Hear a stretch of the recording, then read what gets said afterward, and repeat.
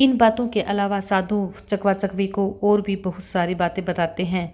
और पहली बात बताते हैं कि जो तुम्हारे जानने वाले होते हैं, सगे संबंधी होते हैं, जो तुम्हें अच्छे से समझ रहे होते हैं तथा जो तुम्हें अच्छे से जान रहे होते हैं, वहीं तुम्हारी जड़ काटते हैं।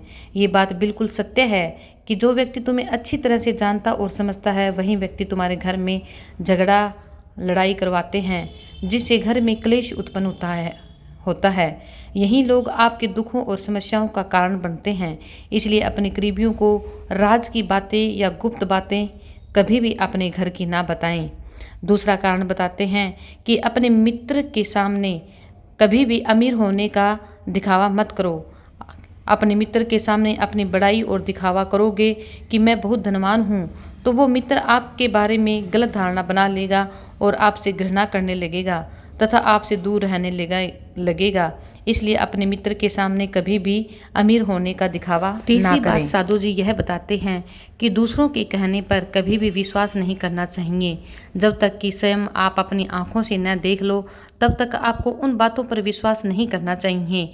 यदि किसी ने आपके अपनों के प्रति मन मुटाव पैदा कर दिया है, तो ऐसे में आप बिना कुछ जाने समझे उनकी कही कहाई बातों पर विश्वास न करें, बल्कि उन बातों को नज़रअंदाज करके अपना रिश्ता मजबूत बनाए रखना चाहिए।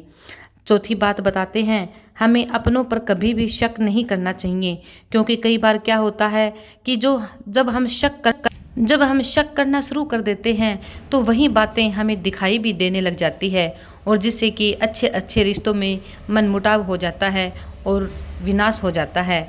तो हमें कभी भी पति पत्नी, माता पिता, पिता पुत्र, इन्हें आपस में किसी के ऊपर भी शक नहीं करना चाहिए, बल्कि हर रिश्ते में विश्वास होना चाहिए। और अगर कहीं ये रिश्ते गलत चल रहे हैं, तो उन्हें प्यार से बैठकर समझाना चाहिए।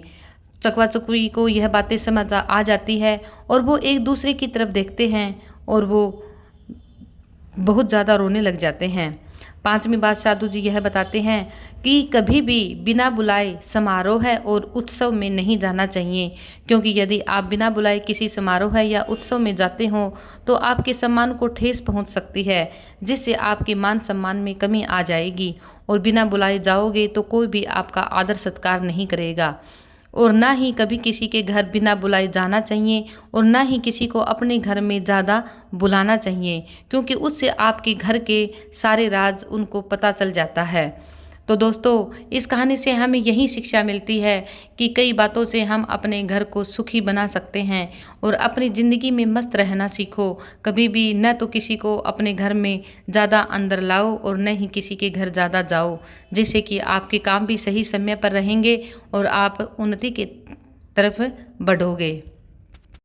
यह सुनकर चकवा चकवी को सारी बातें याद आने लग जाती है कि किस प्रकार से कौवा और उसकी पत्नी हमारे घर में आना जाना कर लेते हैं और हमारी सारी बातें जान जाते हैं, और हमारा किस प्रकार से टाइम खराब करते थे और हमें उल्टी सीधी बातें बताते थे।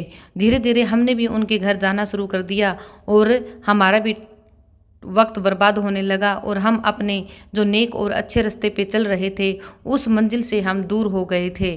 तो चकवा चकवी को सारी बातें समझ आ जाती है और वो प्यार से एक दूसरे की तरफ देख कर रोने लग जाती है और एक दूसरे को गले लगा लेते हैं।